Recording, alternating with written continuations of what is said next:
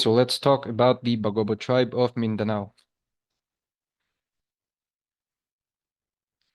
The Bagobo represent one of the most prominent subgroups of the Manobo people.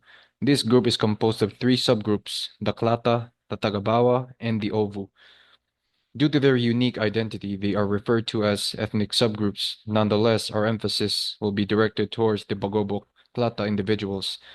The term Bagobo is derived from the word bago, signifying new or recent, while Obo denotes growth. Klata originates from the term klatang, which pertains to an elongated bamboo or wooden staircase utilized in a single post dwellings. The Bagobo Klata constitutes a unique ethnic group recognized as forest dwellers and esteemed warriors. They are also celebrated for their rich cultural heritage, distinctive traditions, and intricate weaving abilities. In terms of physical appearance, Bagobos do not markedly differ from other Malays. They generally possess a short stature and slender build, a broad-headed and a light reddish-brown complexion. Such characteristics are regarded as typical among all tribes inhabiting the Gulf of Davao region. They may also be referred to as Bagobogyangan, Plata, Diangan, Gulana, or Jangan. The Bagoboklata or Gyangan tribe is located within the southern Mindanao region of the Philippines. Specifically, they can be found in Barangay Manuel, Tukbok, district of Davao City. Their territory also extends between the present boundaries of North Cotabato and Davao City to the west and Davao City to the east.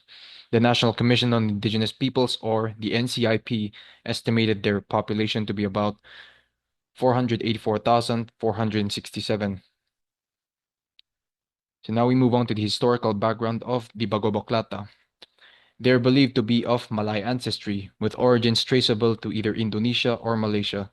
Nonetheless, Dato Cesar Betil contends that the Bagopo Klata represent unique manifestations of the divine, distinct from both other races and neighboring ethnic groups, including the Bagobo Tagabawa, the Obu or Manobo Bagobo, and the Matigsalogs.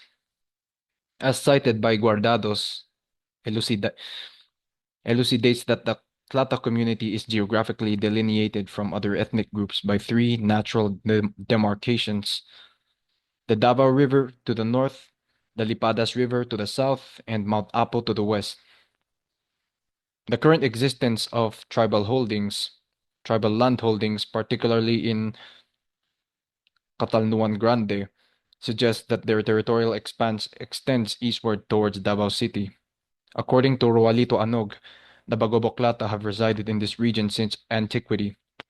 The ancestral domain of the Bagoboklata is situated in the hilly terrain of Mount Talomo and Mount Apo, where the majority of the land is categorized as extremely steep. The Bagoboklata tribe possesses over 6,378 hectares of forests within the Talomo-Lipadas watersheds in Davao City.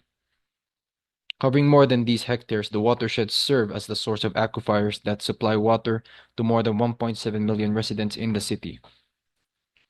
Sibulan is a time-honored settlement of the Bagobo, positioned at the base of the dormant stratovolcano Cuernos de Negros, which translates to the Horns of Negros, but is also referred to by the indigenous populace as Magaso.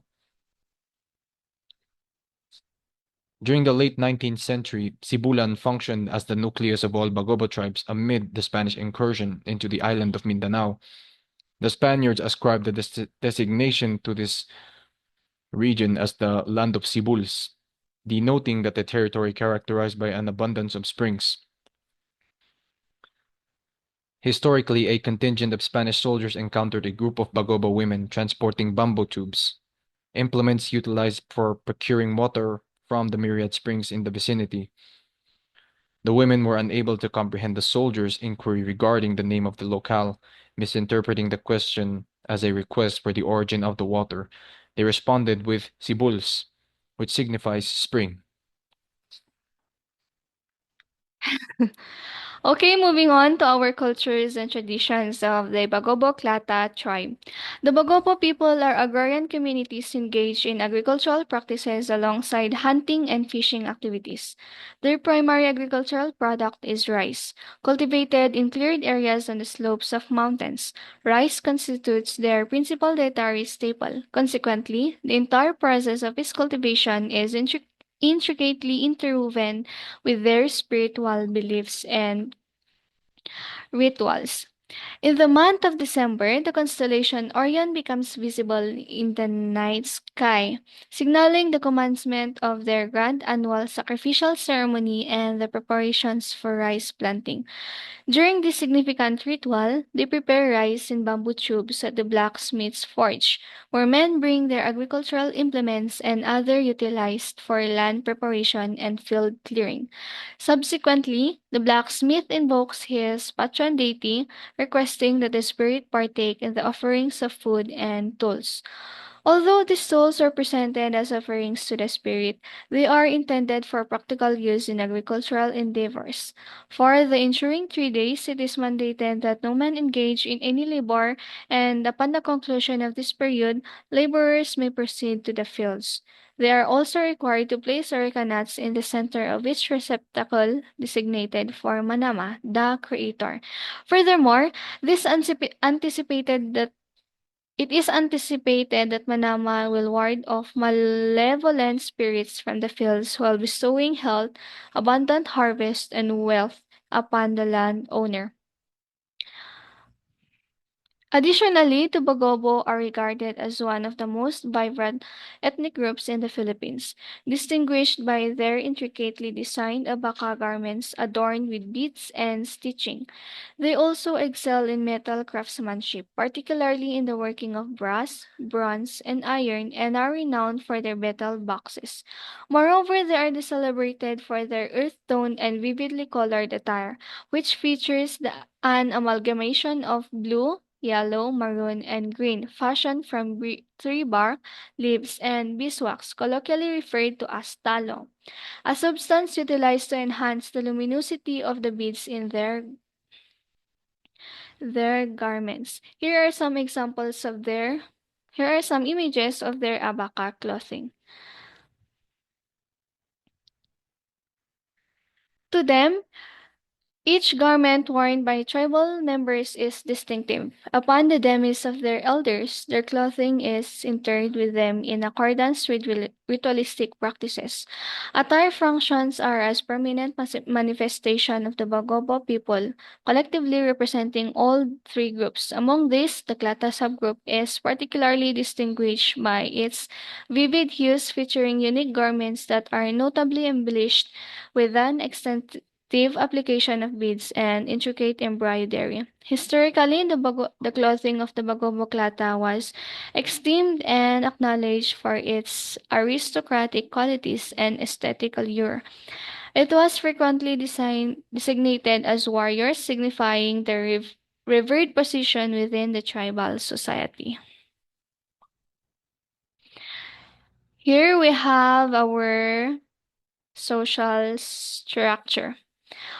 We have the Banod. The Bogobo tribe designated their communal settlement with the term Banod. Each Banod is systematically categorized into three distinct classes: the Magani, or the warrior class, the Mabalian, or priestesses, and the slaves. The Tato serving the Dato, serving as a chief Magani, inherits his esteemed position. He is tasked with maintaining peace and order while addressing the community's challenges. Furthermore, the Chief Magani assumes that the roles of judge, arbiter, and protector of the tribe. Here is the picture of a Magani or a warrior. Should a Magani take the life of at least two individuals, he earns the privilege of donning blood-red garments, a tangkolo or a handkerchief, and a small pouch for betel nut and lime, which regarded as possession of the spirit. Next we have is the Mabalian. The Mambalian class comprises elder women who are predominantly recognized for their exceptional weaving skills. To attain the status of Mabalian, a woman must first receive a selection through a dream or vision from a benevolent spirit, which unveils the secret to a novel remedy for an illness. They are responsible for crafting and garments of the Magani. In contrast, the slaves class is constituted of women and children who were captured during the incursions. During the Spanish area colonization, these political institutions experienced significant transformation. The Banod evolved into a pueblo, thereby coming under the jurisdiction of the cabecera, the administrative center of the Fourth Military District of Mindanao. The American period coincided with the rise of a plantation economy wherein the dato of all the Bagobo tribes were appointed under the leadership of Tongkaling. The Bagadi, along with the dato, were compelled to relinquish their weapons and abandon ritualistic killings, effectively dismantling their social class structure. During this plantation economy, these distinctions between social strata began to blur, as the Datu, the Magani, and the slaves were all relegated to the status of plantation laborers. Consequently, these traditional classes were supplanted by two emergent classes, the landowners and the landless. However, the Bagobo landowners did not necessarily wield greater power, as it was the Japanese and American Abaca managers who dedicated the utilization of the land following the conclusion of the American period. Politically, dynasties originating from the Visayas acquired the plantations from the American proprietors. Thus, a political organization distinctly characterized by Visayan influence was established. An important aspect of the Bagobo culture is decision making. They prioritize empowering their people and valuing their role in making decisions that uphold their rights as indigenous people. Magoboklata offered an extensive overview of the responsibilities of the Datu, who acts as a chief leader and foremost chieftain of the tribe. The leadership of the Datu is greatly esteemed by locals, who appreciate his counsel and discernment. The Datu embodies altruism, honesty, and a profound sense of fairness. In situations involving conflicts or agreements, the Datu functions as the final arbitrator, providing alternative resolutions to the parties involved. Any fines or penalties imposed on the wrongdoer are typically in the form of agong, horse, laming, or other comparable items, which are established beforehand. Should the offender be unable to provide the stipulated fines, the pongo will intervene to ensure that the aggrieved parties receives that appropriate compensation. The DATO is instrumental in tackling community challenges and fostering the overall welfare of the indigenous inhabitants in this area. Economy and subsistence. The primary means of subsistence was Sweden agriculture. Their way of living is hunting, fishing, and farming. They sustained themselves primarily through rice cultivation in dry fields, as well as the cultivation of maize and various types of potatoes. In addition to farming, the Bagobo supplemented their diet by hunting and gathering in the wilderness. The villages were essentially located near rivers and rivulets, while landmarks such as trees and rocks provided important references.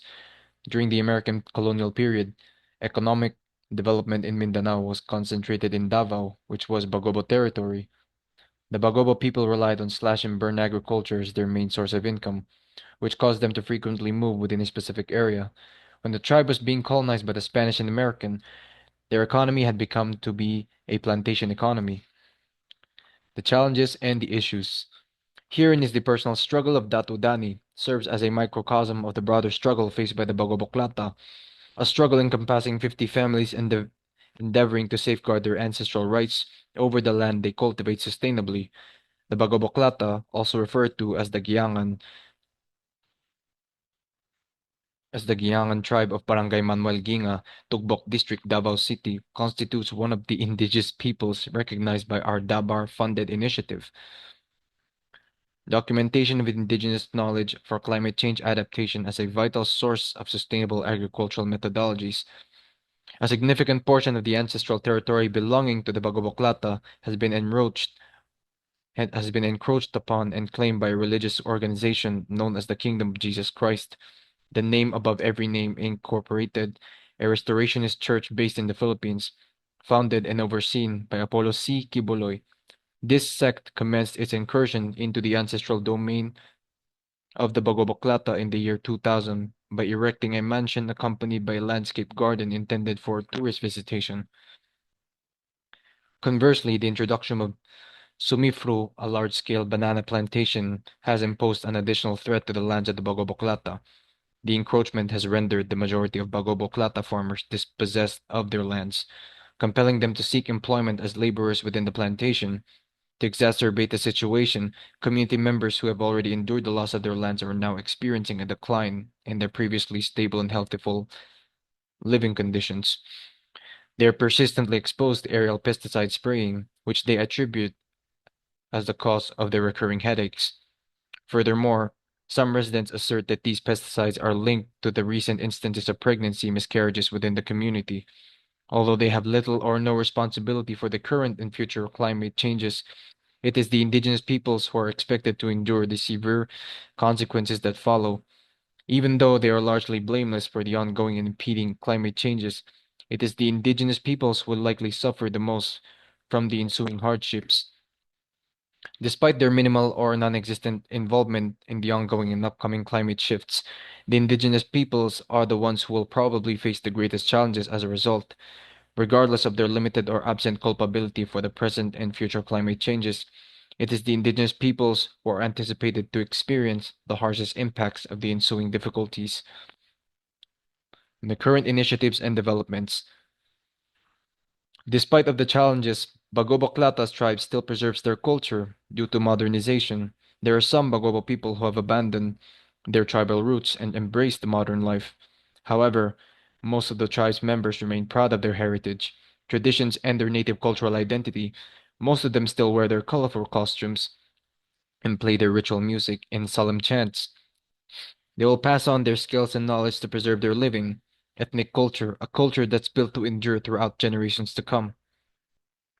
According to Erwin M. Mascarenhas, in the year 2018, the Philippine Eagle Foundation facilitated to the development of a sustainable development and protection plan for the Bagobo Klata community, which encapsulates their collective aspirations. In response to the pandemic, this plan was revised to enable the tribe to address the emergent challenges posed by the novel coronavirus disease. In order to mitigate the risk of dependency on forced exploitation as a means of compensating for lost income resulting from lockdown measures, PEF instituted alternative income generating opportunities for enterprises led by women.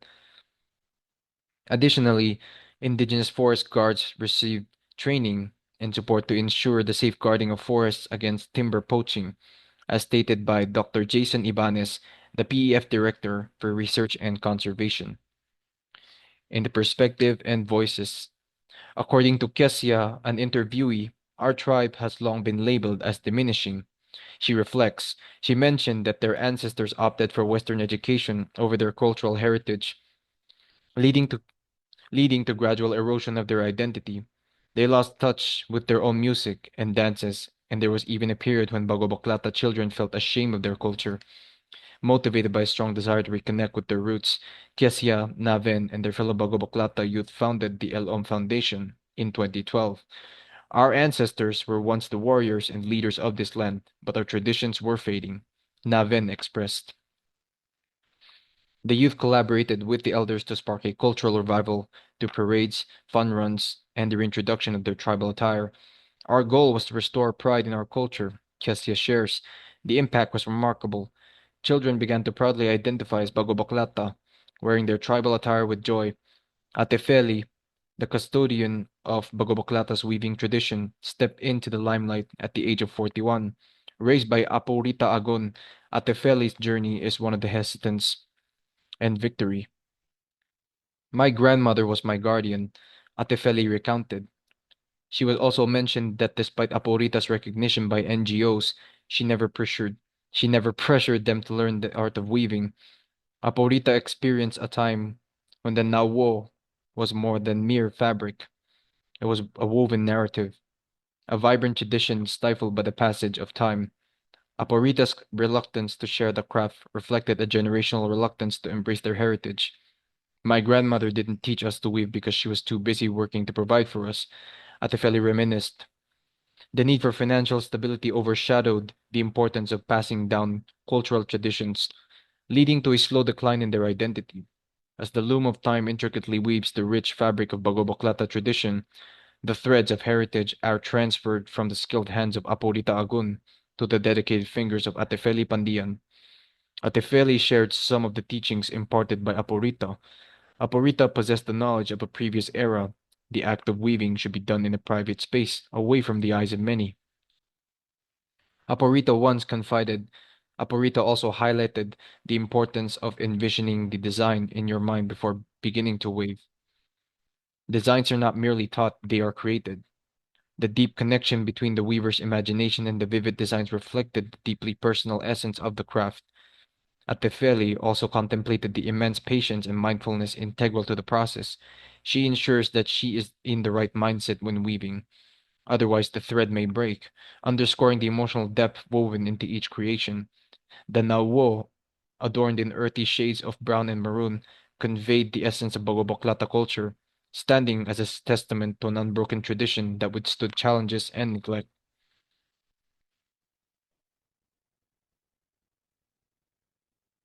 Okay, and that's the Bagobo Klata. And so for further readings and resources, further clarification regarding the socio-political framework of the tribe is presented in the ADSTPP in 2018, which indicates that the subsequent level in the hierarchy is the Pagdatua, commonly known as the Council of Elders. This council assumes that the role of mediators in situations where conflicts remain unresolved at the mediator level or the melo, or when their advice is sought. The Bagoba Klata encompasses a diverse range of roles, including Holo-Holo, the messenger or information officer, Talabawa, the traditional healer, Mabalya, traditional midwife, and Melo, the mediator. We also have the Mading or the Mawu, it is the weaver, and the Talatanggogo, the musician, and we have the Talatubad, the ritualist, and also we have the Bailan or Talamungo, which is the spiritual healer. And that's it for our report. As to conclusion, to therefore conclude, the Bagobo indigenous people are one of the prominent IPs in the region of Davao. The Bagopa-Clata tribe, similar to numerous indigenous communities, possesses a profound cultural legacy molded by historical obstacles and social interactions. Their sense of identity is shaped by external influences such as foreign invasions and social political transformations, which have prompted an reconfiguration of their cultural practices, rituals, and ceremonies to preserve unity and spiritual identity. So, thank you for giving us time. I am Miss Anime Dulawan and Gemino Ondong. Okay. Thank you and